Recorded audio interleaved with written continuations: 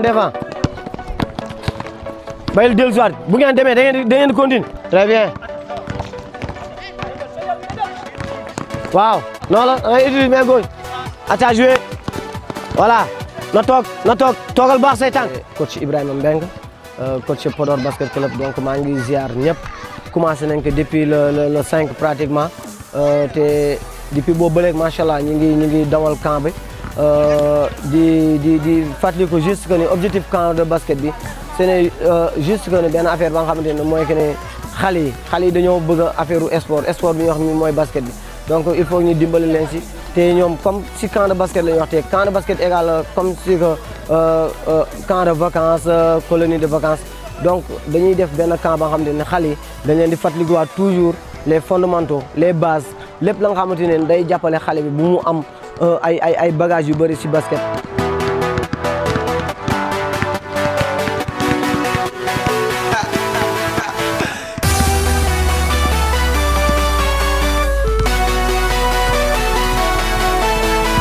toujours ci camp bi ñu ngi favoriser le développement des qualités techniques parce que bu ñu nee camp de basket duñ ñëw rek nekk ci camp bi 2 jours 3 jours yoo xamante ni ka fooree lay nekk ak yooyu noonu baax na ci aussi pour ñu jàngal xale yi yenn techniques yi yenn développement yi yooyu noonu renforcer seen ay capacités techniques renforcer seen ay comment dire habilité ak seen ballon beeg yooyu noonu.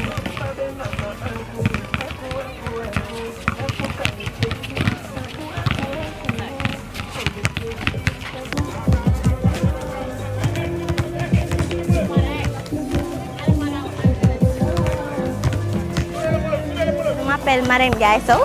Je suis joueuse au centre de basket de Podor, c'est-à-dire Podor Basket Club. Bon, notre camp a débuté mercredi et son objectif est bien clair, c'est de renforcer tout ce qu'on a appris, de consolider tout ce qu'on a appris depuis longtemps, depuis qu'on a commencé le basket. Et ça permet aussi de corriger nos erreurs qu'on fait à chaque fois pour mieux consolider les choses. Bon, camp de basket, c'est une bonne initiative. Nous sommes entraînés, nous sommes vraiment ak coach yi nga xamante ni ñoo fi ñëw duñ doole xam-xam waaw ñoo ngi ñaan nag gars yi képp ku si mën a ñëw aussi xam nga ñëw gën a yokk xam-xam parce que fii aussi mooy loolu gars yi am na importance quoi basket bi ak vacances yi.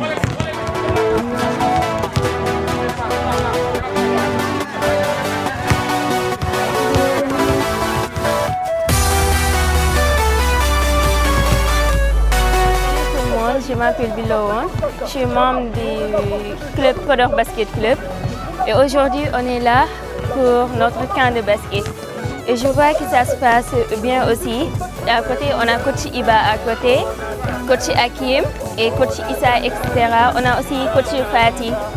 On a fait quelques ateliers pour renforcer la défense, les attaques et aussi on a fait des 3 pas.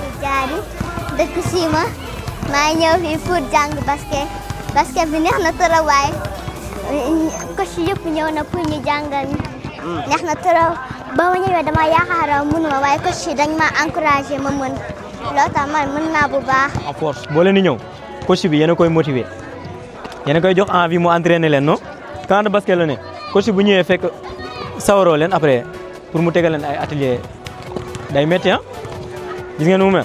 sànq gis nga changé naa atelier parce que joxe ngeen rigueur bi wane ngeen ni bëgg ngeen te yéen a ko war a gën a bëgg ko man mii non on est des amis fii famille la donc amul kenn kuy rusante seen biir rek yooyu noonu amu fi man dama wàccee sama bopp sans stress on est ensemble.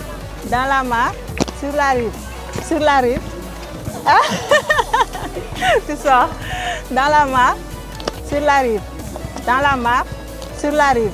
Dans la mare, jeex na tàkk yaa may génn kii moo gagné ati tàcc leen seen bopp bu baax aca voilà c'est très bien.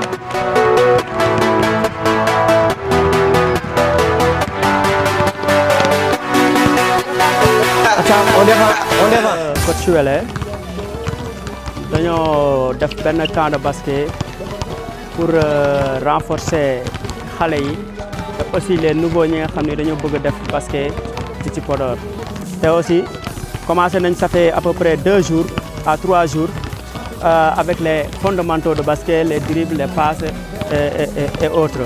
Nous sommes là avec coach Iba coach Fati jóge nañu fu ne am ñi nga xam ne dañoo jóge Saint-Louis am ñi nga xam ne jóge nañu ba Dakar ñëw fii pour renforcer capacité par rapport ak xale yi aussi par rapport aussi ak coach yi camp bi nag dañ koy continuer au fil du temps ñu xool lan la ñuy mën a. xam ne camp de basket bi objectif am c'est juste pour dimbale xale yi jàppale leen defaral leen ay genre révision ba ñu xam lan mooy base du basket parce que base du basket bi ñu ko waxee rek ak les fondamentaux bu demee ba xale bi am loolu noonu yëpp rek mën nañu wax ne xëy na peut-être xale bi mu ngi ci yoonu mun basket.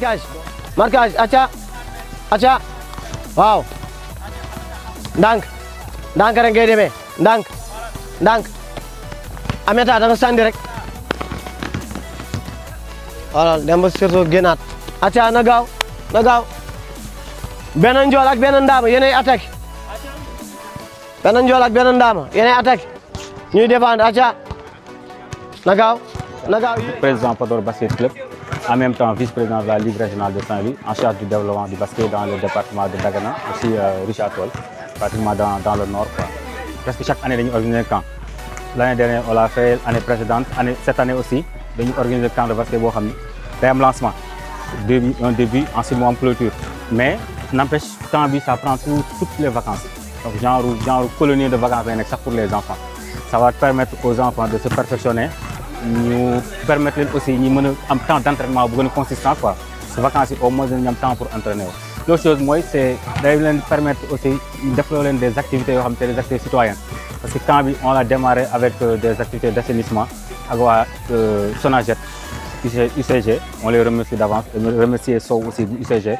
Je remercie aussi le directeur du centre. On est au niveau du centre avec le Podor Basket Club. Donc on travaille avec les jeunes.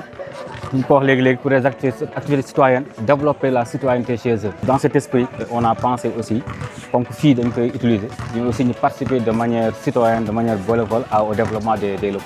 Donc on espère que la ville soit mobilisée, nous accompagner les jeunes, les autorités. Ensuite, les parents, surtout les terrain, c'est un moment, un endroit sécurisé. Ça leur permet de passer de belles vacances, ça leur permet de s'entraîner, ça permet aussi de développer leur esprit sur le plan psychologique, sur le plan sportif. Donc, si nous avons le maximum de soutien à travers les parents, à travers les autorités, ça va permettre de booster au moins le basket. Le sport, de manière générale, c'est des jeunes qui demandent d'être accompagnés. Donc, il faudra vraiment que tout le monde mette la main à la pâte pour permettre à ces jeunes de réaliser leur passion à travers le basket. Franchement, je remercie beaucoup. Ku si mel nag ku ñuy wax Moussa Diédhiou franchement daaw moom lañ parrainé woon suñu camp de basket bi te def na si bépp matériel ba nga xamante ne fii nii pratiquement moo nekk fii xale yi yor ba si tey jii may wax ak yéen c'est grâce à Moussa Diédhiou donc kooku dañ koy remercier te na xam ne carrément que ne Podor Basket Club du ko Moussa Faté donc moom dañ koy remercier bu baax mais aussi tamit am na ka nga xamante ne wax dëgg fi yàlla barki démb la def jalooreem te kooku man du ma ko fàtte aussi tamit muy Bébé Chou franchement Podor ñëpp xam nañ ko donc man en personne en tant que le coach de Podor Basket Club maa ngi remercier bu baax Bébé Chou parce que biñ ko waxee suñu situation yàggul dara te amaana sax toogul ak ñen mais juste que ni am na rek ku fa jaar du ma sax jaar si turam parce que kooku aussi tamit moom aussi tamit def na fi jalooreem mais du ma jaar si turam parce que kooku il le fait parce qu'il est de Podor Basket Club. Donc on remercie peut-être le maire d'avance pour ses activités yi ñu def à travers Promoville aussi. Terrain yi ñu promettre de construire mais du doy chaque fois surtout le matériel il faudra du matériel pour accompagner les jeunes.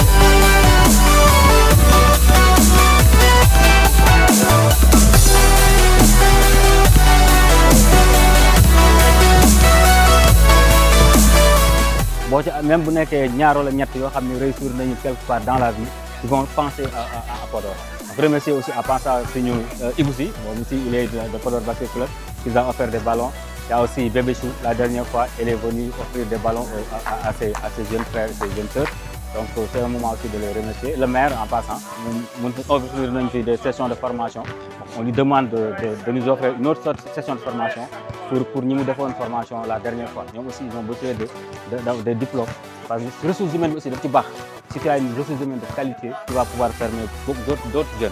Donc nous venons comme formateurs accompagner les jeunes. Ils ont été formés avec une subvention venue de la mairie. Donc nous, au moins, nous commençons à exercer. S'il y a d'autres qui sont formés, ils sont perfectionnés, ça va permettre au moins d'avoir des coachs de Podor di nekk équipe nationale wala yu nekk dans d'autres équipes. di remercier képp ka nga xamante ni aussi tamit daan nga def si Podor basket club daan nga def si jeunes yi maa ngi leen di remercier yéen ñëpp di ñaan aussi tamit képp ka nga xamante ni am nga intention yéene ba nga xamante ni da nga ko bëgg eggale fii ci Podor basket club tàllal nañ loxo ñëpp. franchement di remercier le bureau de Podor basket club particulièrement le président Ali Thiam.